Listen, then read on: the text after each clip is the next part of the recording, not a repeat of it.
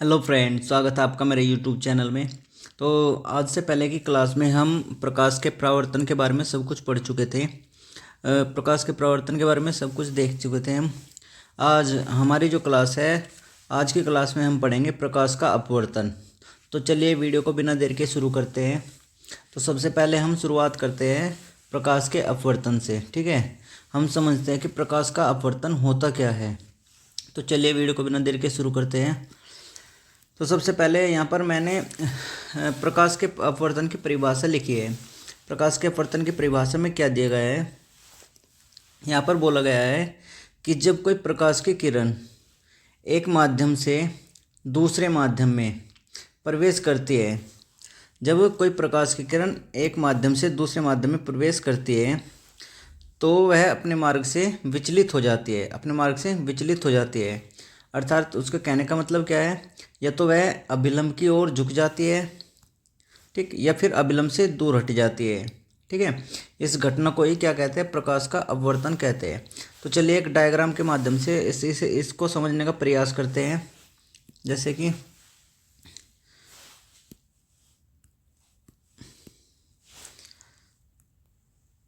हम ये दो डायग्राम खींचते हैं और आशा करता हूँ कि इन दो डायग्राम के माध्यम से आपके समझ में अपवर्तन के बारे में सब कुछ आ जाएगा। ठीक, तो माना ये हमारा एक माध्यम है और ये दूसरा माध्यम, ठीक, और ये एक माध्यम और ये दूसरा माध्यम। एक चीज़ का ध्यान रखना है, जो हमारा पहला माध्यम है वो हमारा विरल माध्यम है, ठीक है, और जो हमारा दूसरा माध्यम है वो हमारा सघन माध्यम है। इस वाले डायग्राम में इधर क्या है, इधर हमारा जो पहला माध्यम है वो सघन माध्यम है और जो सेकंड है वो विरल माध्यम है। ठीक है, अब आप सोच रहे हो कि ये सघन विरल होता क्या है, तो पहले मैं आपको सघन और विरल के बारे में समझा दूँ थोड़ा। तो देखो, जैसे हमारे पास ये दो माध्यम हैं कोई भी, ठीक है, ये दो हमारे पास कोई दो माध्यम है। तो जो हमारा विरल माध्यम होता है उसमें क्या होता है, उसमें जो अणु होते हैं वे उनके बीच की दूरी अधिक होती है, मतलब वे काफ़ी दूरी पर होते हैं। और जो सघन माध्यम होता है उसमें जो माध्यम होते हैं, वो माध्यम के जो अणु होते हैं, माध्यम के कण, वे पास पास होते हैं। ठीक है, सघन के मतलब सघन के नाम से ही आप समझ रहे होगे, सघन मीन्स घना। ठीक है, इस प्रकार उनके जो अणुओं के बीच स्थान होता है वो कम होता है। ठीक है, यानी सघन जो विरल माध्यम होता है, विरल माध्यम में हमारे जो प्रकाश की किरण है होती है उसको चलने का पूरा मौका मिलता है। लेकिन जो सघन माध्यम है उसमें जो हमारी प्रकाश की किरण है वो उस वेग से संचरित नहीं हो पाती जिस वेग से वो विरल माध्यम में हो पाती है। ठीक है, जिसके कारण सघन माध्यम में उसके वेग में क्या होता है, कमी आ जाती है। इसी कारण वो क्या होती है, थोड़ी झुक जाती है। ठीक, तो चलिए अब मैं आपको एक डायग्राम के माध्यम से समझाता हूँ कि परावर्तन और अपवर्तन होता क्या है। देखो, माना ये कोई प्रकाश की किरण है, ठीक है, ये कौन से माध्यम में चल रही है, विरल माध्यम में। माना एक प्रकाश की किरण ये है, ठीक, ये है सघन माध्यम में। तो माना हमारा जो ये बिंदु है ये पी बिंदु है, ठीक, ये हमारा पी डैश बिंदु है। इसको हम बोलेंगे ये होगी हमारी आपतित किरण। इसको क्या बोलेंगे, आपतित किरण। ये आपतित किरण होगी और इस बिंदु को बोलेंगे हम आपतन बिंदु। क्या बोलेंगे, आपतन बिंदु, यानी पी जो है वो क्या है, आपतन बिंदु। ऐसे इसमें ये जो किरण होगी हमारी या आपतित किरण होगी और ये पी डैश बिंदु जो होगा वो आपतन बिंदु होगा। ठीक, लिखने की तो ज़रूरत नहीं है दूसरे डायग्राम में। नेक्स्ट, अब क्या करते हैं हम, अब हम एक आपतन बिंदु जो है हमारा पी, उस पर एक अभिलंब खींचते हैं, यानी उसके एक लंबवत रेखा खींच देते हैं इस प्रकार। ये कहलाता है हमारा अभिलंब। ठीक, ऐसे ही पी डैश पर खींच देते हैं एक अभिलंब। ठीक है, तो ये हो गया हमारा अभिलंब।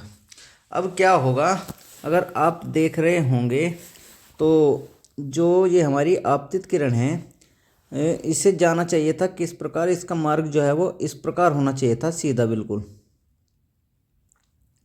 ठीक है, ऐसे ही दूसरे डायग्राम में भी इसका जो मार्ग होना चाहिए था वो क्या होना चाहिए था, ये होना चाहिए था।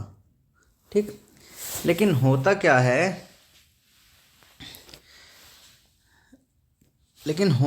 है, होता ये है कि जो जब किरण विरल माध्यम से सघन माध्यम में जाती है, ठीक है, विरल माध्यम में जो अणु जो कण हैं, ठीक है, उनके बीच जो है काफ़ी स्थान है, ठीक है, यानी विरल माध्यम में जो प्रकाश की किरण होगी उसका वेग अधिक होगा। ठीक, लेकिन जैसे ही यह सघन माध्यम में प्रवेश करती है तो इसके वेग में कमी आ जाती है।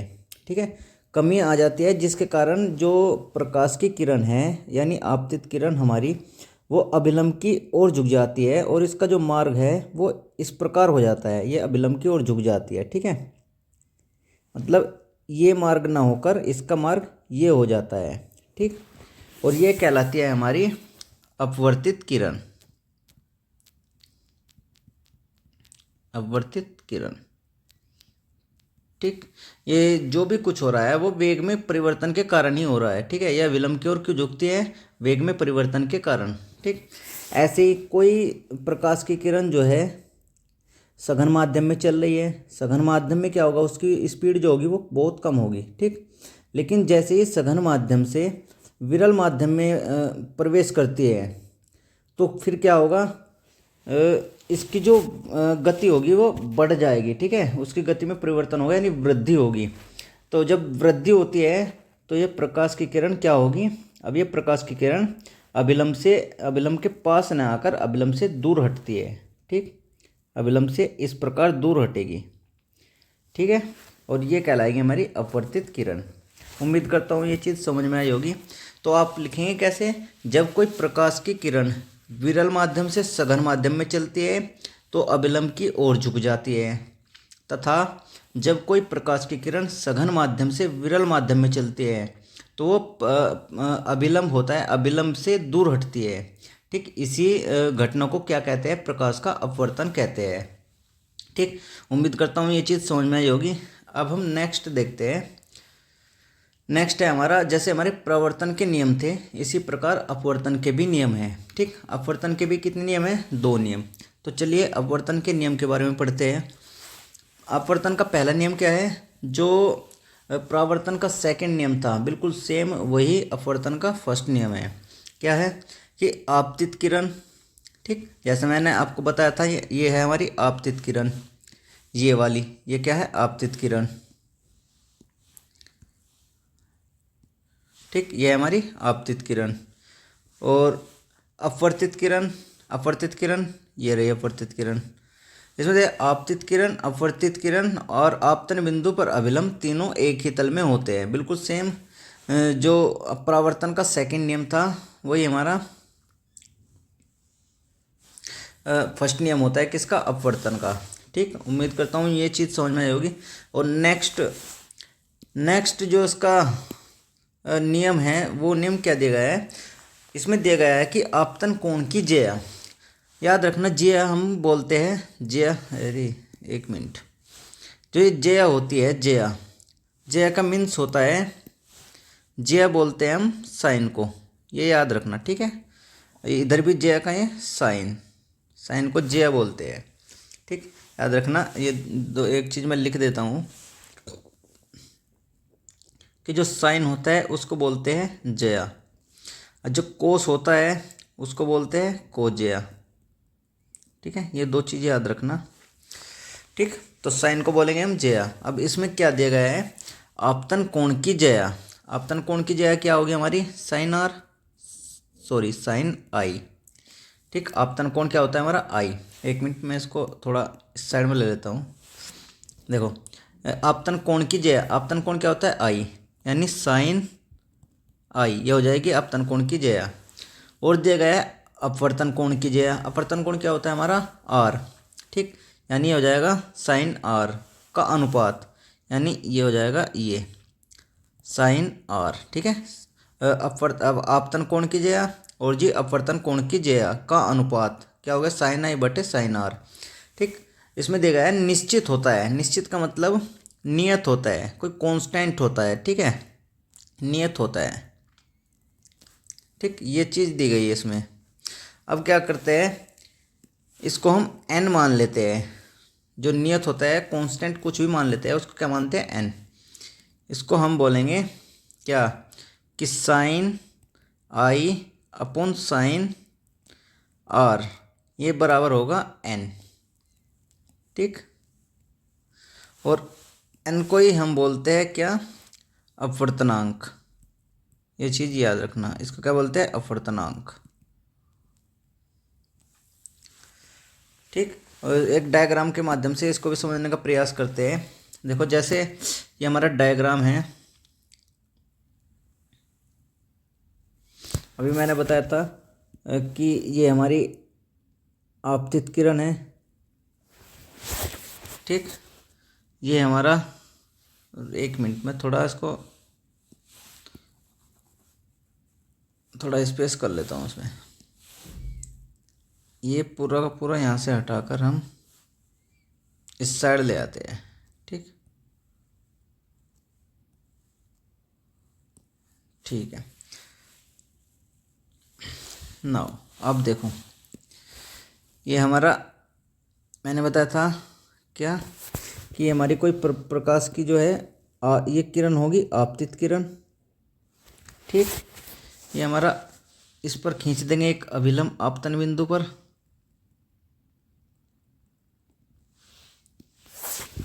और ये हो जाएगा हमारा अपवर्तित किरण, ठीक। मान लिया हमने क्या कि हमारा ये माध्यम क्या है, एक, और ये माध्यम क्या है, दो, ओके। अब ये वाला जो कोण होगा हमारा आई होगा, और जो ये वाला कोण होगा वो आर होगा, ठीक। इतना समझ में आया। अब अगर मैं आपसे कहूँ कि जो अपवर्तनांक होगा यानी n का मान होगा, याद रखना साइन आई, अगर हम डायग्राम के माध्यम से देखें, अपवर्तन आपतन कोण ये क्या है, इसको लिख देता हूँ आपतन कोण, ये है हमारा आपतन कोण, और ये है हमारा अपवर्तन कोण। अब समझ में आ जाएगा, ठीक है। देखो दूसरे नियम में क्या दिया गया है, दूसरे नियम में बताया गया है कि आपतन कोण की ज्या, आपतन कोण क्या है, आई, और ज्या बोलते हैं साइन को, तो साइन आई ये हो जाएगी आपतन कोण की ज्या, और अपवर्तन कोण की ज्या का अनुपात यानी साइन आर, दोनों का अनुपात n के बराबर होता है, ठीक। अब एक चीज़ याद रखना, n को बोलते हैं हम अपवर्तनांक। अब यहाँ पर ध्यान देने वाली बात क्या है, वो ये है कि जो ये अपवर्तनांक होगा वो एक माध्यम के सापेक्ष यानी इसके सापेक्ष इसका अपवर्तनांक होगा दो का, ठीक है। यानी इसको हम कैसे लिखेंगे, 1n2। 1n2 का मतलब क्या है, एक के सापेक्ष दो का अपवर्तनांक, ठीक। इसी से रिलेटेड कुछ और बातें समझते हैं। तो चलिए इससे रिलेटेड कुछ और बातें समझते हैं। जैसे ये हमारा दिया गया है, यहाँ पर समझते हैं अपवर्तनांक को, अपवर्तनांक के बारे में समझते हैं, ठीक है। तो देखो ये हमारा एक डायग्राम खींच लेते हैं, ये हमारी अब आपतित किरण, यह है हमारा अभिलंब, ठीक, और ये हो जाएगी हमारी अपवर्तित किरण, ओके। अब क्या करते हैं, ये हमारा आपतन कोण होगा आई, ये हमारा अपवर्तन कोण होगा आर, ये हमारा एक माध्यम हो गया और ये हमारा दो माध्यम हो गया।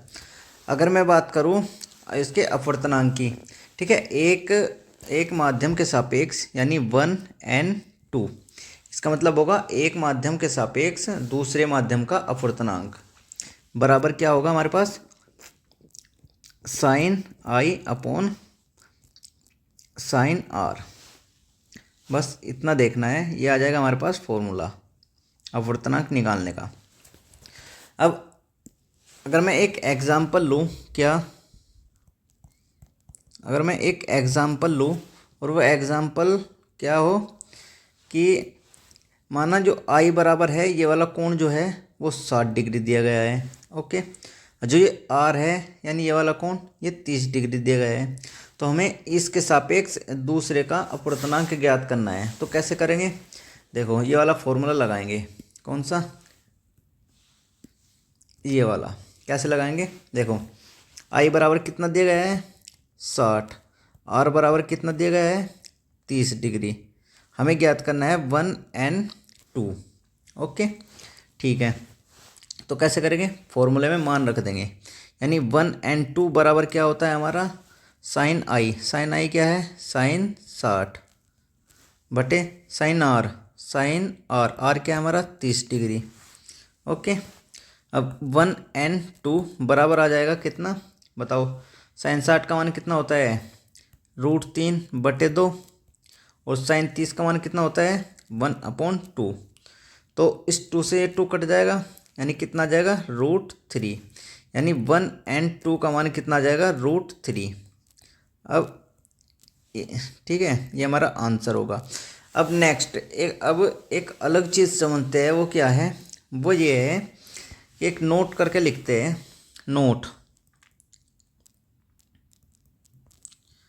नोट क्या, बताओ। ये है हमारा एक के सापेक्ष दूसरा। अगर मैं आपसे कहूँ कि हमें 2 के सापेक्ष n यानी 1, इसको बोलते हैं 2 के सापेक्ष 1 का अपवर्तनांक निकालना है। तो कैसे निकालोगे, उसके लिए मैं एक छोटा सा नोट लिख देता हूँ। और वो क्या है,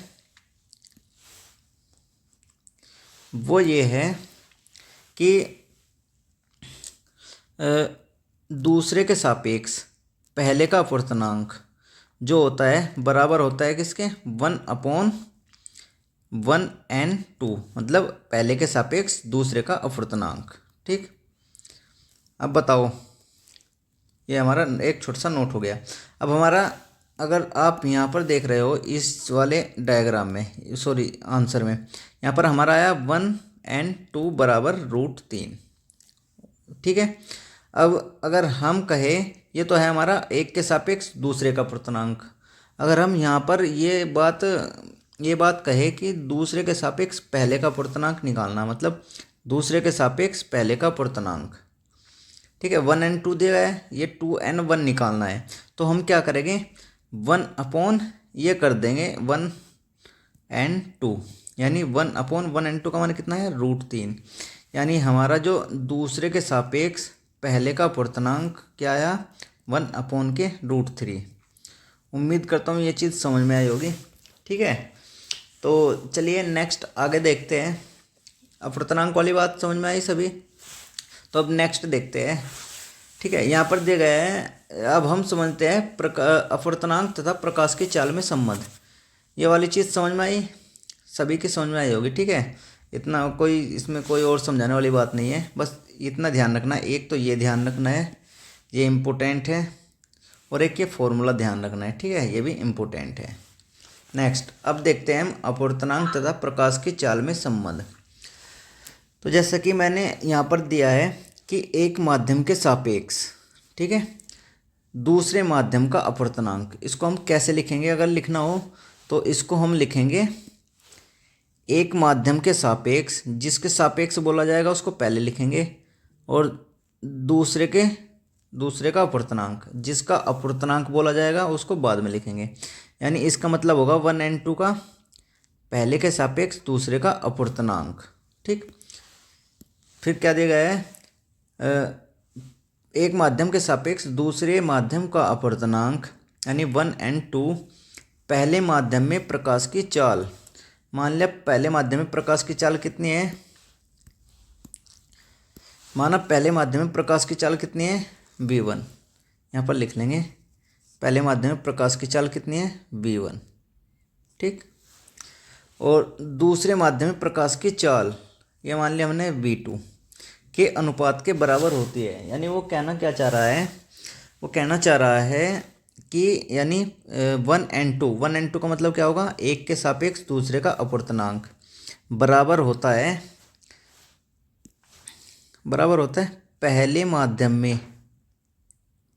पहले माध्यम में प्रकाश की चाल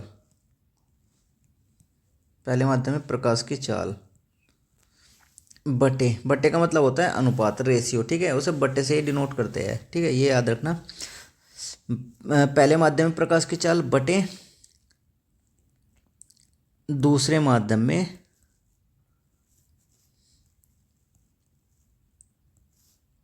प्रकाश की चाल। ओके, यानी ये हमारा क्या आ जाएगा, ये हमारा आ जाएगा पहले माध्यम में प्रकाश की चाल क्या है v1 और दूसरे माध्यम में प्रकाश की चाल v2।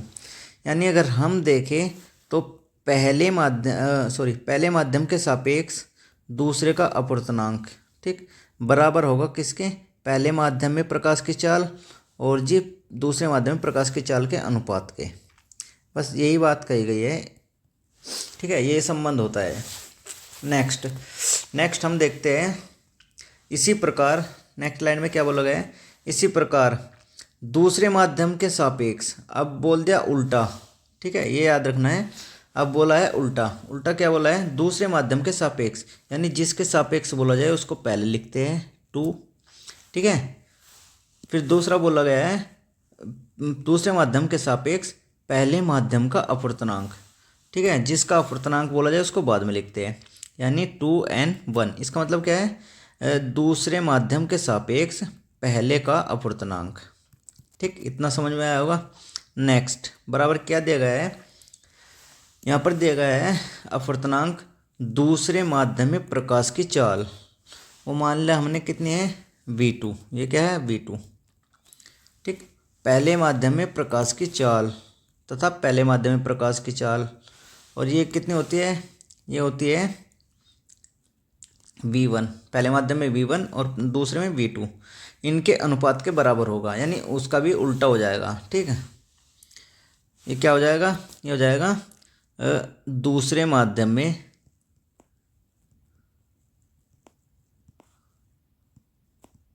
प्रकाश की चाल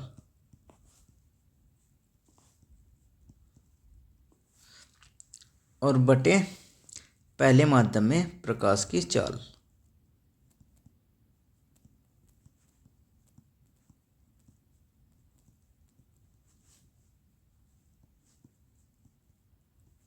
ठीक, उम्मीद करता हूँ समझ आया होगा।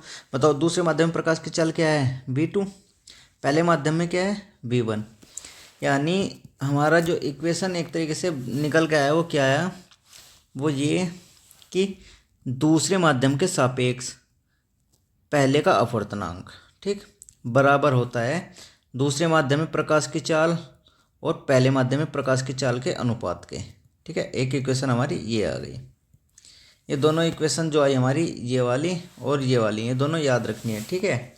उम्मीद करता हूँ ये चीज़ भी समझ में आई होगी। अब देखते हैं नेक्स्ट क्या दिया गया है, नेक्स्ट में बोला गया है यदि एक माध्यम निर्वात हो, ठीक है, यदि एक माध्यम निर्वात हो, यानी जो पहला माध्यम है वो हमारा निर्वात या वायु हो, तब माध्यम 2 का जो अपवर्तनांक होता है वो निर्वात के सापेक्ष माना जाता है। निर्वात मतलब वायु के सापेक्ष, निर्वात या वायु के सापेक्ष माना जाता है, ठीक है। यह माध्यम का निरपेक्ष, इसको बोलते हैं निरपेक्ष अपवर्तनांक, ठीक है। तो चलिए मतलब डायग्राम के माध्यम से ही समझने का प्रयास करते हैं। एक मिनट, डायग्राम के माध्यम से समझने का प्रयास करते हैं। ये हमारा कोई डायग्राम है, किस लाइन में बोला किया गया है वो समझने का प्रयास करते हैं, ठीक। ये हमारा डायग्राम है, ये कोई आपतित किरण है, ये कोई आपतित किरण है, ठीक है, और ये है हमारा अभिलंब, आपतन बिंदु पर अभिलंब, और ये प्रकाश की किरण जो है वो ऐसे अभिलंब की ओर झुक रही है। ये होगा, ये होगी आपतित किरण, ये होगी अपवर्तित किरण, ये होगा अभिलंब और ये होगा कोण I और ये होगा कोण R, ठीक। इसको हमने माना कोण 1 और इसको माना माध्यम, ठीक है, इसको हम बोलेंगे माध्यम, इसको माध्यम बोल लो या माध्यम 2 बोल लो, ठीक। अब इसमें क्या बोला गया है, यदि हमारा पहला माध्यम वायु हो, हमने माना कि ये जो माध्यम है वो वायु है, ठीक। और ये हमारा कोई माध्यम है, ठीक है, इसका हमें नहीं पता ये क्या है, कोई दूसरा माध्यम है, ठीक। अब अगर हम बात करें इसके अपवर्तनांक की, तो हम इसका अपवर्तनांक कैसे लिखेंगे, इसका लिखेंगे 1n2 लिखते थे, ठीक है, 1n2 लिखते थे। अब इसको हम डायरेक्ट n2 भी लिख सकते हैं, ठीक है, इसको हम डायरेक्ट n2 भी लिख सकते हैं, क्योंकि 1 हमारा क्या हो गया, निर्वात हो गया, ठीक। यानी 1n2 को अगर कहीं पर n2 लिखा है तो उसका मतलब भी क्या होगा, 1n2, इसका मतलब पहले के सापेक्ष दूसरे का अपवर्तनांक, यही होगा, ठीक है। तो जैसे मैं उदाहरण के तौर पर बता दूँ आपको, मतलब अगर ऐसे समझ में ना आया हो, जैसे कि अगर हम बात करें कांच के अपवर्तनांक की, जैसे ये हमारा माध्यम जो है वो कांच है, क्या है, कांच। तो अगर मैं इसको लिखूंगा तो कैसे लिखा जाएगा, इसको लिखा जाएगा, एक वायु को बोलते हैं ए और कांच को बोलते हैं जी, ठीक, इतना ध्यान रखना। तो इसको लिखेंगे हम ANG, इसका मतलब है वायु के सापेक्ष कांच का अपवर्तनांक। इसको हम ऐसे भी लिख सकते हैं कि खाली कांच कांच का अपवर्तनांक, ठीक। अगर कहीं पर ये याद रखना, दोनों चीज़, ये दोनों इम्पोर्टेंट है, इम्पोर्टेंट भी नहीं है, मतलब समझ में आनी चाहिए दोनों चीज़, ठीक है। अब इससे क्या आपको क्या समझ में आया, इससे आपको समझ में आया नोट, वो क्या, कि यदि कहीं पर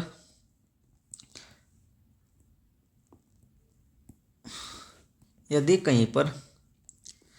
कहीं पर ऐसे लिखा हुआ है, मतलब कि लिख दिया कांच का अपवर्तनांक, कांच का अपवर्तनांक, या फिर लिख दिया हमने क्या, जल का अपवर्तनांक, जल का अपवर्तनांक, ठीक है। तो ये कांच का अपवर्तनांक, जल का अपवर्तनांक, तो ये जो दोनों होंगे वे वायु के सापेक्ष होंगे, ठीक है, वायु उसमें लिखा नहीं गया, बस हमने मान लिया निर्वात के सापेक्ष, ठीक। तो जैसे कहीं पर लिखा गया है कांच का अपवर्तनांक, तो इसको लिखेंगे NG, क्योंकि इसमें ए जो है वो एक तरीके से साइलेंट है, ठीक है, ए हमें दिख नहीं रहा, लेकिन वायु के सापेक्ष मानेंगे इसको, ठीक। ऐसे ही जल का हमने मान लिया NW, ठीक, यहाँ पर भी ए जो है वो छिपा हुआ है, ठीक है। तो बस इतना ही है, ठीक है, यानी अब जो हमारा ये होगा 1, वो पहला माध्यम जो होगा वो निर्वात हो जाएगा, ठीक है, यानी उसको हम N2 भी लिख सकते हैं और जी 1N2 भी, ठीक, कैसे भी लिख सकते हो आप। उम्मीद करता हूँ ये चीज़ भी आपके समझ में आया होगा। तो ज़्यादातर क्वेश्चनों में आपको ये ऐसे ही बोला जाएगा क्या, कि कांच का अपवर्तनांक इतना है, तो कांच का जो अपवर्तनांक है वो याद रखना निर्वात के सापेक्ष दिया गया है, यानी जो उसमें वायु है या निर्वात है वो क्या है, हमारा साइलेंट है एक तरीके से, ठीक। तो उम्मीद करता हूँ ये चीज़ समझ में आई होगी। अब देखते हैं नेक्स्ट हमें क्या दिया गया है। अब नेक्स्ट पढ़ते हैं हम लेंस के बारे में, ठीक। सबसे पहले देखते हैं कि लेंस होते क्या है, ठीक। तो मैंने यहाँ पर लेंस की परिभाषा दी है। लेंस की परिभाषा क्या है, कोई पारदर्शी माध्यम, यानी जो लेंस होते हैं वे पारदर्शी माध्यम होते हैं, जिसका या तो एक पृष्ठ समतल होता है और एक पृष्ठ वक्राकार, ठीक, या फिर क्या होता है, वक्राकार मतलब गोलाकार, या फिर क्या होता है उसके दोनों पृष्ठ ही क्या होते हैं, वक्राकार या गोलाकार होते हैं, ठीक।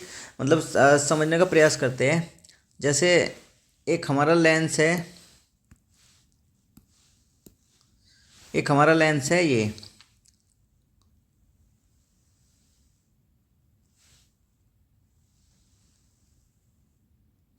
ठीक, और एक लेंस है ये, एक हमारा लेंस होता है ये।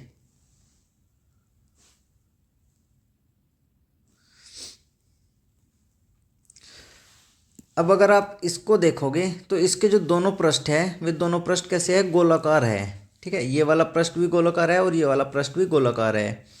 और इसको देखोगे तो उसका एक पृष्ठ क्या है, गोलाकार है, और एक पृष्ठ ये वाला क्या है, समतल है, ठीक है। तो हमारे पास सिर्फ दो प्रकार के जो है लेंस होते हैं। तो लेंस के प्रकार के बारे में पढ़ते हैं। इसको हम बोलते हैं क्या, ये होता है हमारा उत्तल लेंस, और इसको बोलते हैं अवतल लेंस। दोनों के नाम ध्यान रखना कि उत्तल लेंस कौन सा होता है और अवतल लेंस कौन सा होता है। नेक्स्ट, अब देखते हैं लेंस के प्रकार। सॉरी, ये लेंस है, मैं इसको सही कर लेता हूँ, 1 मिनट, इसको सही कर लेते हैं।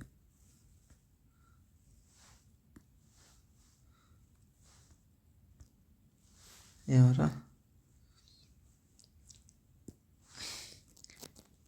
हमारा लेंस है। क्या है? लेंस। अभी हो गया सही। ओके, तो ये हमारे लेंस के प्रकार। लेंस कितने प्रकार के होते हैं? लेंस होते हैं हमारे 2 प्रकार के। यहाँ पर लेंसों के प्रकार के बारे में बताया गया। लेंस प्रकार 2 होते हैं, एक उत्तल लेंस होता है हमारे पास, और एक होता है हमारे पास अवतल लेंस। तो आइए उत्तल लेंस और अवतल लेंस के बारे में पढ़ते हैं। नेक्स्ट, यहाँ पर क्या दिया गया है? उत्तल लेंस की परिभाषा दी गई है। उत्तल लेंस होता क्या है वो बताया गया है। इसमें दिया गया है कि उत्तल लेंस जो होता है वो प्राय किनारों से जो होता है पतला होता है, और बीच में से क्या होता है? मोटा होता है। इसके जो दोनों पृष्ठ होते हैं वे गोलाकार या वक्राकार होते हैं, ठीक। और इसको हम अभिसारी लेंस भी कहते हैं। ये बात भी ध्यान रखनी है कि अभिसारी लेंस किसको कहते हैं? अभिसारी लेंस हम उत्तल लेंस को कहते हैं। ये कभी कभी पूछ लेता है शॉर्ट क्वेश्चन में, ठीक। तो चलिए डायग्राम के माध्यम से समझते हैं। देखो, जो हमारा ये वाला डायग्राम होता है, ये होता है हमारा उत्तल लेंस। ये हमारा उत्तल लेंस होता है। अगर आप इसको देखोगे तो ये किनारों से क्या है? किनारों से है पतला। किनारे कैसे है इसके? किनारे है पतले। और बीच में से अगर आप देखोगे तो बीच में से कैसे मिलेगा? मोटा। मध्य में कैसा है? मोटा है, ठीक है। तो इसको बोलते हैं हम उत्तल लेंस। ये है हमारा उत्तल लेंस, ठीक। उम्मीद करता हूँ समझ में आया होगा। और इसके जो दोनों पृष्ठ हैं, आपको ये भी दिखाई दे रहा होगा, इसके दोनों पृष्ठ, एक पृष्ठ ही है और एक पृष्ठ ही है। दोनों के दोनों आपको वक्राकार दिखाई देंगे या गोलाकार दिखाई देंगे, ठीक है। अब चलिए नेक्स्ट देखते हैं। नेक्स्ट है हमारा अवतल लेंस। अवतल लेंस क्या होता है? इसका उल्टा होता है, यह किनारे से मोटा होता है और बीच से क्या होता है? पतला होता है। इसका जो एक पृष्ठ समतल होता है और एक पृष्ठ कैसा होता है? वक्राकार या गोलाकार होता है। अब एक चीज़ ये भी आपको याद रखना है कि अवतल लेंस को अपसारी लेंस कहते हैं। इनको अभिसारी या अपसारी लेंस क्यों कहते हैं वो हम आगे जानेंगे, ठीक है। जब इनके प्रतिबिंब बनाएंगे तब हमें पता चलेगा कि इनको अभिसारी या अपसारी लेंस क्यों कहते हैं। तो फिलहाल के लिए आप बस इतना ही जान लीजिए कि उत्तल लेंस को अभिसारी कहते हैं और अवतल लेंस को अपसारी, ठीक है। तो चलिए अवतल लेंस के डायग्राम के माध्यम से अवतल लेंस को डायग्राम के माध्यम से समझते हैं। तो अवतल लेंस का जो डायग्राम होता है वो कुछ इस प्रकार होता है। ये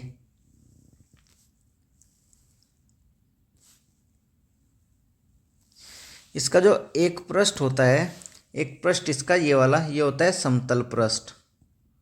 कैसा होता है? समतल पृष्ठ। आपको दिख भी रहा होगा, यानी प्लेन। और एक पृष्ठ इसका जो ये होता है, एक पृष्ठ, इसको बोलते हैं वक्राकार या गोलाकार पृष्ठ।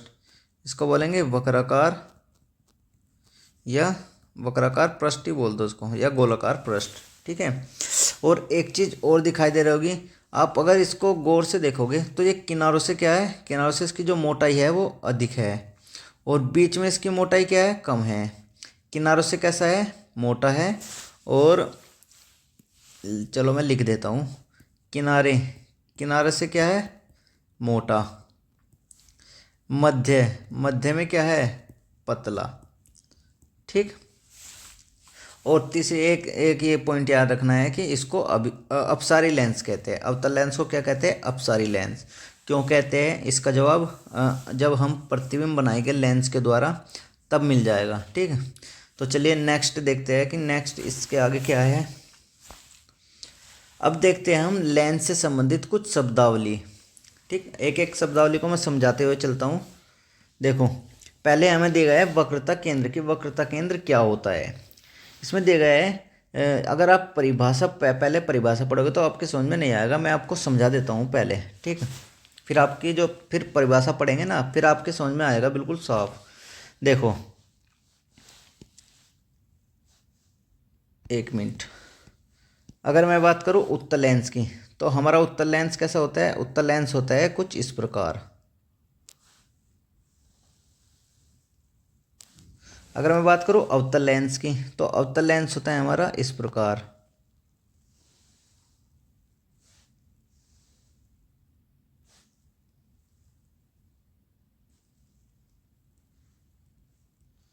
ये होता है हमारा अवतल लेंस। ओके। तो अगर आप देख रहे होंगे, इसका एक पृष्ठ छोड़ दीजिए, आप इस वाले पृष्ठ को लीजिए। अगर आप इसको देखेंगे तो एक तरीके से ये किसी गोले का भाग दिखाई देगा आपको। मान ले ये कोई गोला है, ठीक है। इस खोखले गोले का भाग है ये वाला पृष्ठ। और ऐसे ही अगर आप इस वाले पृष्ठ को देखोगे तो ये भी आपको एक खोखले गोले का भाग दिखाई देगा। दिख रहा है? गोला तो बना नहीं, लेकिन फिर भी थोड़ा बना ही दिया मैंने, ठीक। तो अब आपको क्या देखा है, ये जो इसके जो दोनों पृष्ठ हैं में किसी खोखले गोले के भाग दिखाई देंगे, ठीक। और ये जो खोखले गोले के जिसके ये भाग है पृष्ठ, उसके केंद्र को ही हम क्या कहते हैं? वक्रता केंद्र। यानी अगर हम इसका केंद्र लेंगे, इस वाले जो ये वाला गोला है ना, इस वाले गोले का अगर केंद्र लेंगे तो C1 मान लेंगे, और इस वाले का लेंगे तो इसको मान लेंगे C2। यही लेंस के क्या कहलाते हैं? यही लेंस के कहलाते हैं वक्रता केंद्र। क्या कहलाते हैं? वक्रता केंद्र। ऐसे ही हम उत्तल लेंस अवतल लेंस में देखते हैं। अवतल लेंस में क्या देखते हैं कि अगर इसका ये वाला पृष्ठ लें तो ये इस वाले खोखले गोले का भाग होगा, ओके। और अगर इस वाले पृष्ठ को लें तो ये इस वाले खोखले गोले का भाग होगा, ठीक। नेक्स्ट, अब क्या है, अगर ये इन खोखले गोले का भाग है तो इसका जो केंद्र होगा और इसका जो केंद्र होगा, इन दोनों को ही कहते हैं किसका? लेंस का वक्रता केंद्र। ये होते हैं लेंस के वक्रता केंद्र, ठीक। इनको C1 और C2 से डिनोट करते हैं, ठीक। या फिर C से भी डिनोट कर सकते हैं आप अगर एक हो तो। वैसे दो दो होते हैं क्योंकि दो पृष्ठ होते हैं ना, इसमें भी दो गोलाकार पृष्ठ हैं और इसमें भी एक तरीके से दो गोलाकार पृष्ठ हैं, ठीक। तो चलिए नेक्स्ट परिभाषा समझते हैं। अब पहले परिभाषा पढ़ के देख लेते हैं, ठीक है। अब समझ में आएगा आपकी। देखो, परिभाषा में दिया गया है कि वक्रता केंद्र क्या होता है। वक्रता केंद्र की परिभाषा हमें दी गई है, थोड़ा डार्क कर लो। देखो, किसी भी लेंस का प्रत्येक पृष्ठ, यानी प्रत्येक का मतलब है एक ये वाला और एक ये वाला, दोनों अलग अलग। प्रत्येक पृष्ठ एक खोखले गोले का भाग होता है। खोखले गोले का भाग है, ये इस वाले खोखले गोले का भाग है और ये इस वाले खोखले गोले का भाग है, ठीक। ठीक है। तो इन खोखले गोले के जो केंद्र होते हैं उनको ही हम क्या कहते हैं? लेंस का वक्रता केंद्र कहते हैं। लेंस का वक्रता केंद्र कहते हैं। जो ये खोखले गोले हैं इनका जो केंद्र होगा वो क्या कहलाएगा? लेंस का वक्रता केंद्र, ठीक। तो उम्मीद करता हूँ अब ये जो डेफिनेशन है वो समझ में आई होगी। एक बार खुद समझ के देखना, खुद पढ़ के देखना, तो तुरंत समझ में आएगी ये चीज़। नेक्स्ट हमें बताया गया है, नेक्स्ट में क्या है? मुख्य अक्ष क्या होता है? मुख्य अक्ष तो मैं जो ऊपर वाला डायग्राम है उसी के माध्यम से समझा देता हूँ, जो नया डायग्राम नहीं बनाता, ठीक है। देखो, जो हमारे वक्रता केंद्र है, अगर हम इनके दोनों वक्रता केंद्रों को मिला दें, इन दोनों को वक्रता केंद्र को क्या करते हैं? मिलाते हुए एक रेखा खींच दी। यह रेखा क्या होगी? काल्पनिक होगी, वास्तविक नहीं होगी, असलियत में नहीं होगी। ये एक झूठी, एक तरीके से हमने मान लिया कि ये कोई रेखा है। तो जो ये रेखा है, इनके जो वक्रता केंद्रों को मिलाने वाली जो काल्पनिक रेखा है, वही हमारा क्या कहलाती है? जो काल्पनिक रेखा है वही हमारा क्या कहलाती है? मुख्य अक्ष, ठीक। यानी उत्तल लेंस का मुख्य अक्ष क्या कहलाएगा? C1 और C2। ऐसे ही इस वाले डायग्राम में अवतल लेंस में अगर हम इनको मिलाते हुए एक रेखा खींच देंगे तो ये हमारा क्या कहलाएगा? मुख्य अक्ष, ठीक। उम्मीद करता हूँ समझ में आई होगी दोनों चीज़। तो ऐसे मैंने डेफिनेशन में लिखा हुआ है। क्या कि लेंसों के वक्रता केंद्रों से गुजरने वाली काल्पनिक रेखा लेंस का मुख्य अक्ष कहलाती है। ठीक, तो उम्मीद करता हूँ ये चीज़ समझ में आई होगी। अब नेक्स्ट शब्दावली देखते हैं क्या है। नेक्स्ट है हमारा प्रकाशिक बिंदु, और ये लास्ट है आज की क्लास का। ठीक है, इसके बाद का जो पार्ट है वो हम नेक्स्ट क्लास में पढ़ेंगे। तो आज की जो क्लास है उसका जो लास्ट पॉइंट है वो क्या है, प्रकाशिक बिंदु। क्या देगा है, प्रकाशिक बिंदु। प्रकाशिक बिंदु होता क्या है, चलिए समझने का प्रयास करते हैं डायग्राम से। ठीक है, डायग्राम से जल्दी समझ में आता है ये चीज़। देखो हमारे पास ये उत्तल लेंस है,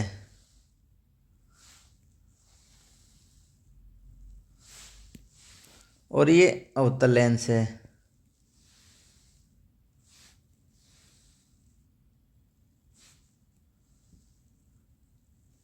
ये हमारा अवतल लेंस। अब मैं बात करूं कि प्रकाशिक बिंदु होता क्या है, तो देखो आप इस वाले शीर्ष को ले, ये मान लिया M है, ये वाले शीर्ष लिया, ये मान लिया N है। ओके, अब इनको मिलाते हुए एक रेखा खींच दीजिए आप, मतलब खींचनी नहीं है, मान लिया हमने कि ये रेखा है कोई। ठीक, ऐसे ही इसका केंद्र क्या होगा M, इसका ये वाला केंद्र मान लिया N, इनको मिलाते हुए एक रेखा खींच ली। ठीक है,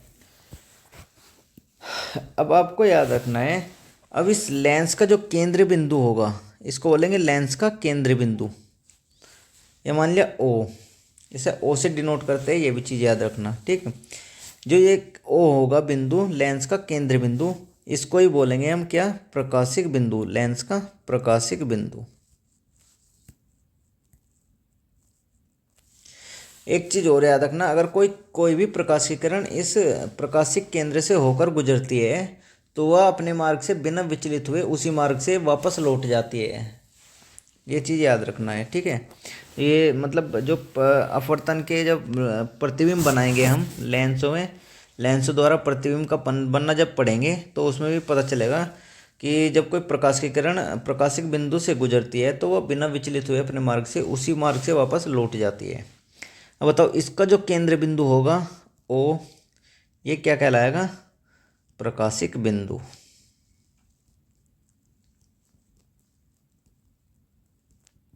ओके, उम्मीद करता हूँ आज की क्लास में हमने जो कुछ भी पढ़ा वो आपकी समझ में आया होगा। एक बार मैं इसकी डेफिनेशन और आपको दिखा देता हूँ क्या लिखी है मैंने।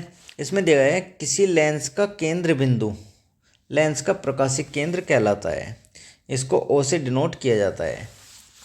ठीक है, तो अब मिलते हैं नेक्स्ट क्लास में। इससे जो आगे का है जो हमारा रह गया है, क्या क्या रह गया है, अब हमारा रह गया है क्या क्या पढ़ना है हमें। हमें पढ़ना है, एक पढ़ना है हमें, एक मिनट, एक तो पढ़ना है हमको लेंस के लिए चिन्ह परिपाटी, लेंस के लिए चिन्ह परिपाटी। दूसरा क्या पढ़ना है, लेंस से प्रतिबिंब बनना,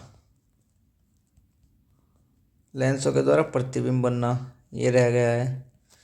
तीसरा एक क्या रह गया है, एक रह गया है हमारे पास लेंस का सूत्र, लेंस सूत्र बोलते हैं इसको। ठीक है, लेंस सूत्र। और एक रह गया है आवर्धन, इसमें भी आवर्धन होता है जैसे परावर्तन में होता है। ठीक है, बस ये मेन चीज़ ये रह रही है, और इनको हम कंप्लीट करेंगे कल की क्लास में। आज की क्लास में इतना ही, धन्यवाद, जय हिंद। पढ़ते रहिए, ठीक है, अपनी तैयारी करते रहिए, बोर्ड एग्ज़ाम सर पर है। तो आज क्लास में बस इतना ही, धन्यवाद।